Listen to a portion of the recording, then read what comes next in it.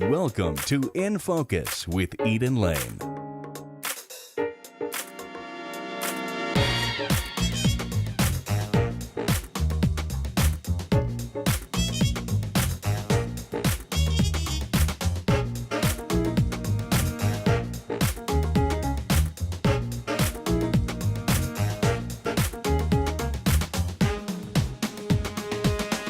Tonight we visit Wonderbound during rehearsal for their latest production, Winter. And I'll meet the creators, choreographer and artistic director Garrett Ammon, and singer-songwriter Jesse Manley. They were rehearsing the men's section when we arrived.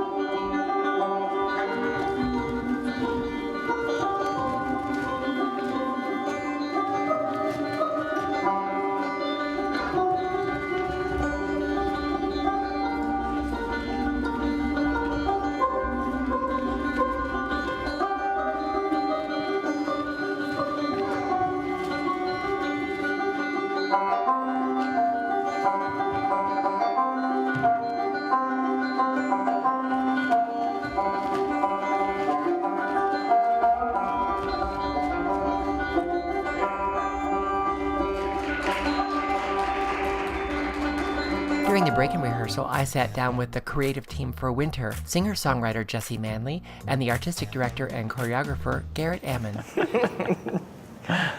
I'm really glad you spared some time for us in the middle of creating this new piece, Winter, for Wonderbound. I know you're still in the midst of the creative process, so it's really a treat to get to come in here and talk to you about it. It's an alternative at this season. It's not just another Nutcracker. Not that there's anything wrong with another Nutcracker, but it's finally Wonderbound taking ownership of your artistic vision for every program throughout the season. Is that a fair statement? Absolutely. We really felt that with the transition to Wonderbound, that it was time to create a production for the winter that really reflected the artistic values of the work that we create. So, classical technique is still the foundation for all these dancers. They still have real ballet class all the time, so they all can do it. It just doesn't fit the artistic mission for the rest of your season. It was kind of odd to have all of that great original work and then all of a sudden Nutcracker. Right, Yeah. exactly. Yeah, the dancers are all classically trained dancers, and that's the basis of everything we do. But the Nutcracker didn't fit into that bigger picture of the kind of work that we're doing. So this is a new way for us to explore that period in the year, while also trying to create something that's not necessarily centered around a particular holiday, but just really focusing in on the time of year and really exploring what that feels like and what that looks like. And this is another season. Is this the second season in a row where you have all live music for the whole season? This is actually our third season of all live music. Yes. All live music. So that also gives you the opportunity to have brand new music for a brand new winter program. Yes. How did this relationship happen? Yeah, we met through my wife, actually, who back before Wonderbound became Wonderbound. Back when it was Ballet Nouveau, Colorado. Ballet Nouveau, Colorado. My wife was the director of the school. And so that's how I met Garrett. And my wife is the great connector, and she slid a CD onto Garrett's desk, and he heard it, and that ended up being our first collaboration, which was Vagabond Hill, which was, I think, 5 or 6 tunes from my first CD called Devil's Red.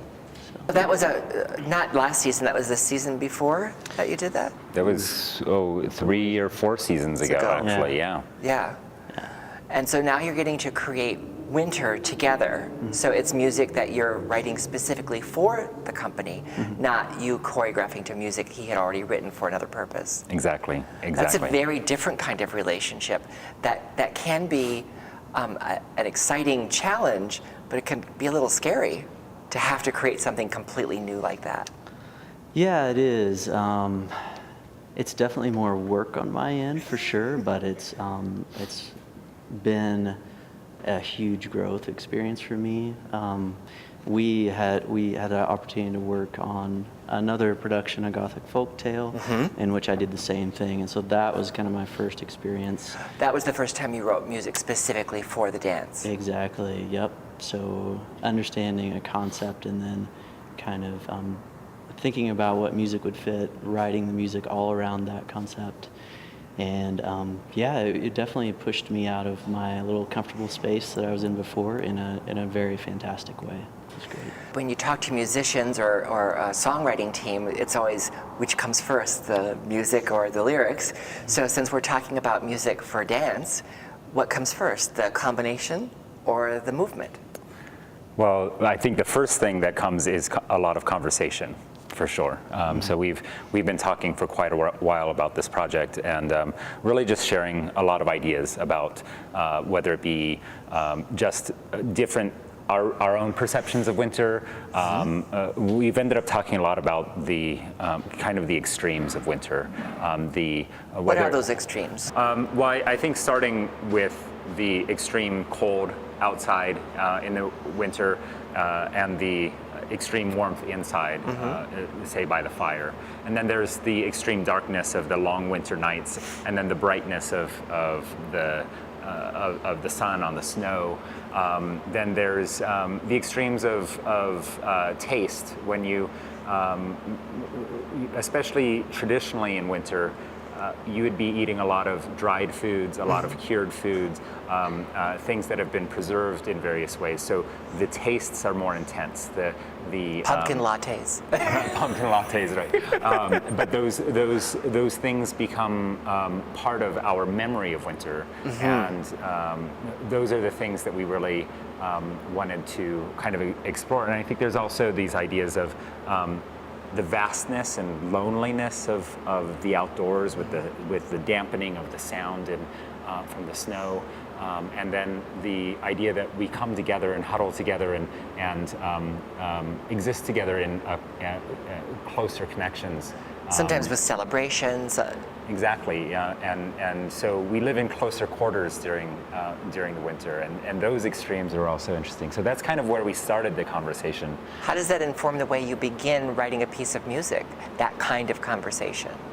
Wow, it gives you a lot of things to think about, actually, and it actually helps give you some parameters to work with and some... You know, artists say that all the time, that creating is much easier when you have limitations and you're solving a problem. Is that true for writing music for you too? I love like having a concept to write to, because there are boundaries and it's very defined, like where you fit in and what you should write about, and so Garrett's always been awesome. He has these great ideas, to come up with these ideas for shows, and then we sit down, we talk, and we kind of flesh out, some of the details and what that actually means,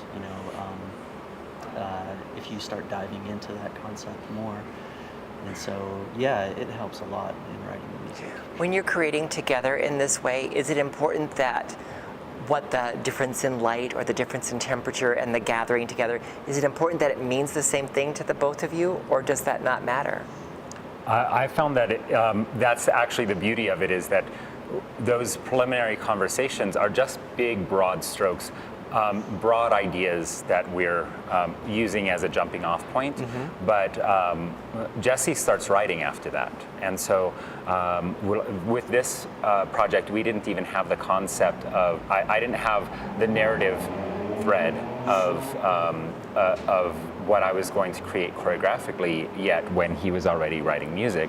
And it wasn't only until recently, as I've been listening to the music that he's written and so forth, and kind of climbing around it and continuing to research and seeing what lyrics he wrote and seeing what lyrics triggered ideas for me, that I then was able to start building out what was visually going to happen. So we both always ended up writing, like creating these different kind of narratives for ourselves within the project that then kind of happily live together, but they don't have to always be in agreement to coexist. No, and I actually think it's more interesting that they're not, because it gives more layers to the work rather than everybody trying to tell the same story. Yeah. Right. So you suggested a book for this that you had heard a reading from. It's a book called Touch from an author named Zentner. And so I read that, and I read a couple other books and took ideas from some other literature.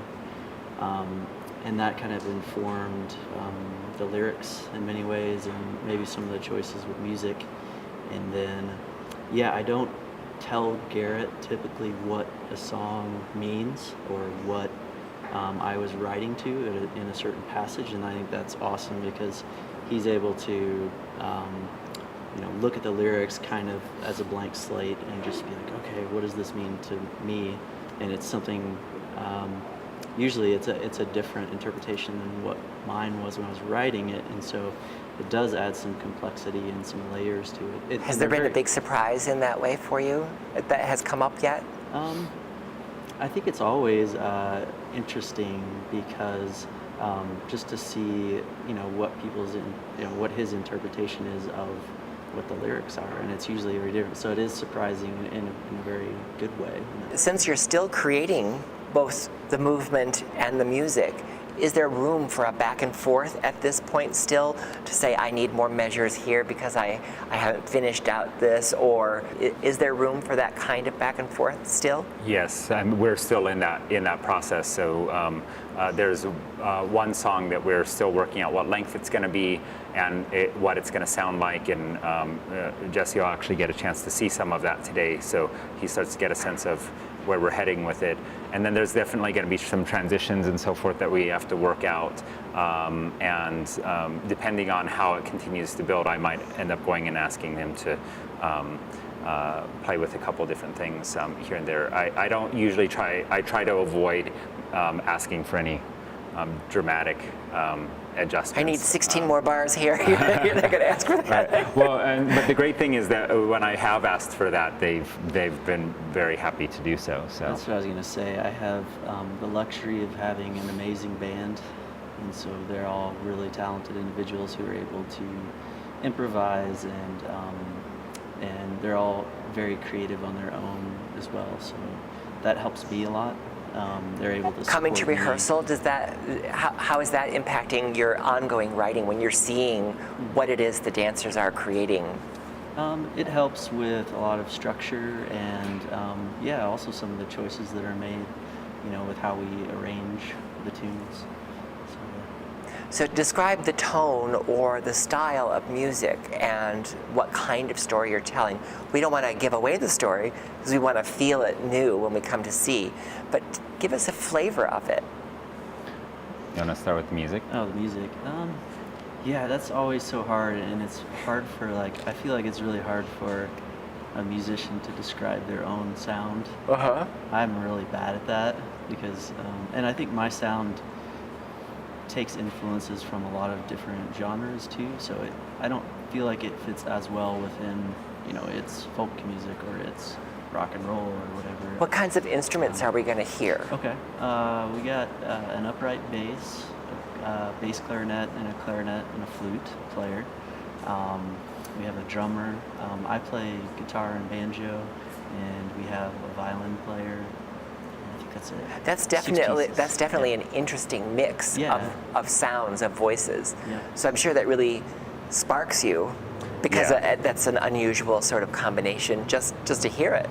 Yeah, absolutely. And I think when I started thinking about this work, and I thought Jesse would be just the perfect person to collaborate on it, because it's a I wanted it to have an old world kind of feel to it. And the thing I love about Jesse's music is it's new, and you know it's new, but it also somehow it kind of exists in a space where you feel like it's always been there. It's kind of this has this Americana folk edge to it, but kind of a new, different take on it. And Jesse likes to be a little dark about how he approaches some of his ideas and so forth, which I love, because I like to explore those. You mentioned the connectivity and coming in from the cold, that sort of thing. It has to impact your work all the time, but maybe even more so for this particular work, being in the middle of the neighborhood that you're in, and the kinds of things that you see as you pass through, just coming to work every day in this beautiful home. Tell me about that. Is it true that informs your work in an ongoing basis, as you hoped it might when you first moved in here? It absolutely does. I mean, I think one thing that we've really discovered is what an amazing experience it is to be able to share what we do, share our art with the community on an ongoing basis, and that barrier doesn't exist anymore. And so those relationships that we've built with the homeless population in the area, as well as with the business owners and residents in the area. And some high-end residents have come to being since you've been here. Absolutely. Yeah, the neighborhood is changing dramatically, and so we feel really proud to be a part of kind of assisting in that connectivity between the different aspects of the neighborhood. There's something healthy for artists to not be isolated in an ivory tower, but to be part of a community in this way. Absolutely, and I really see artists as those connectors. As artists, we know what it is to not know where our next meal is going to come from, because we're figuratively and sometimes literally. Yeah, and but then we also know what it is to live in a reality of privilege, of kind of being held up within a community. And so I think it's really our responsibility to really embrace the idea of existing across those boundaries. That kind of connectivity isn't often afforded to musicians, especially composers, because that's such a solitary activity. And you talked about your band, so you get to collaborate with the band, and you're collaborating with this really unique, special organization in the midst of this rather dynamic area. How's that impacting the way you're writing? Oh, wow. Yeah, ever since the first collaboration that I wrote music for the production, so for Gothic, it's changed dramatically. I feel I'm much more adventurous and open to exploring different styles of music, and usually the vision of the project kind of informs like what I want to try to do with the music. And so if I don't know how to play a certain style of music, or I'm not familiar, I will go and try to learn it. Because your heart hears it, and you have to capture it. That's what I want the music to be like for this concept of the show. And so that's what I'll do. And new instruments, that kind of thing, I'll go and try and learn them for the production. So it's been a very big part of my growth, I think. That's a wonderful gift at any time of year, and kind of really special at this time of year when you're helping families who love Wonderbound and your music connect in a very special sort of occasion to come and see a performance like this. What a brilliant idea. I know we're going to get a chance to get a little peek of what the dancers are doing. Before we do that, tell me a little bit more about your band that you've assembled for this piece. Okay. So like I said, it's a 6-piece band, including myself. And who are they? So Emily Rose Lewis is a violin player, and she plays all different styles of music. Dean Hirschfield is playing percussion. I'm not going to say drums because he plays a variety. So much of more things. than drums. Yeah, especially for these shows, he is a great improvisational talent, and so we try to utilize that in the shows. And Jean-Luc Davis is our upright bass player, and April Johannesson plays. She's a multi-instrumentalist. She plays pretty much any instrument, wind instrument. She's going to be playing bass clarinet, which I love. Oh, wow. It's got a really interesting texture to it and a really unique sound. She'll be playing clarinet and flute for this show. So 3 instruments. I'm making her play 3 instruments this time. How many are you playing? I'm playing guitar and banjo. Just 2. Yep, just 2 Just 2. this time. Yeah. Will you be also singing? Yep, I will be singing. Yep.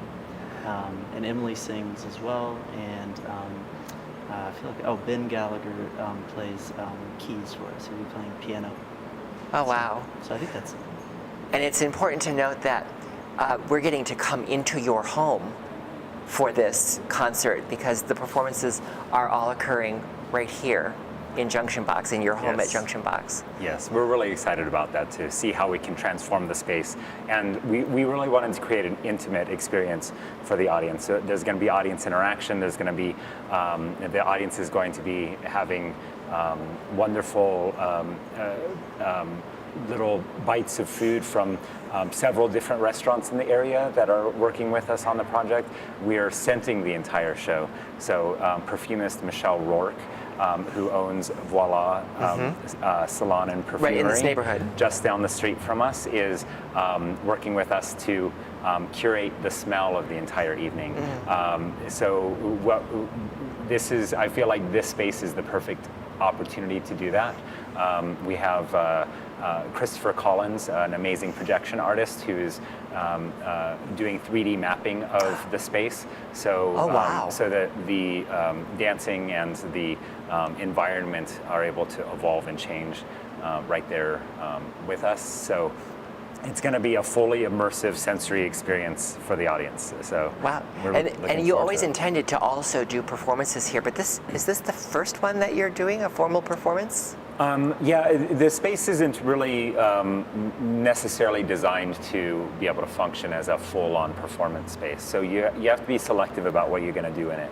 This kind of program is a perfect way to approach it. So that it's not the production values are focused in a different direction than a normal stage production. So this is the kind of experience that is kind of perfect for the space. And then we do a lot of more casual experiences as we share previews and so forth. But this is a really formal kind of evening that we're being invited to. Yeah. And as you mentioned, some of the things that inspired you about Winter, the gathering together, the coming inside, and some celebrations, and you're inviting us into your home for the holidays, as it were. Yeah. I can't wait to come back and see, and I can't wait to see a little taste of what you've already accomplished so far. Thanks for making time for me. Well, thank you for coming. Yeah.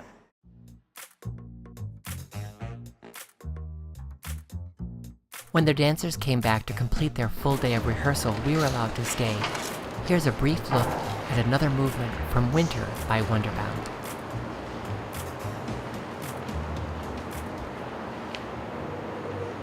I know it must be winter, though I sleep. I know it must be winter, for I dream. I dip my bare feet in the running stream, and flowers are many, and the grass grows deep. I know I must be old, how age deceives. I know I must be old, for all unseen. My heart grows young as autumn fields grow green, when late rains patter on the falling sheaves. I know I must be old and tired soul's air. I know I must be tired, for all my soul to deeds of daring beats a glad faint roll, as storms the riven pine to music stir. I know I must be dying, death draws near, I know I must be dying, for I crave life, life, strong life, and think not of the grave, and turf-bound silence in the frosty year.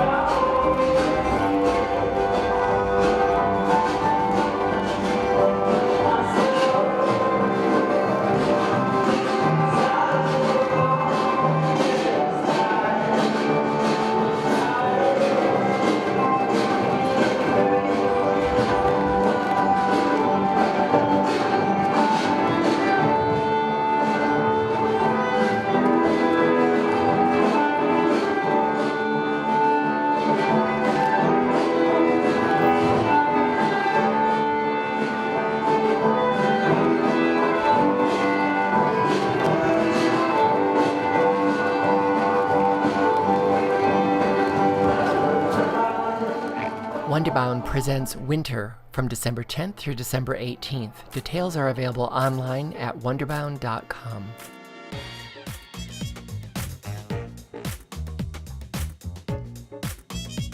Remember to join us on Facebook and Twitter.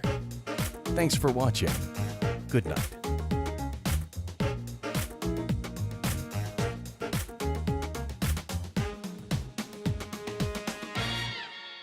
Bug.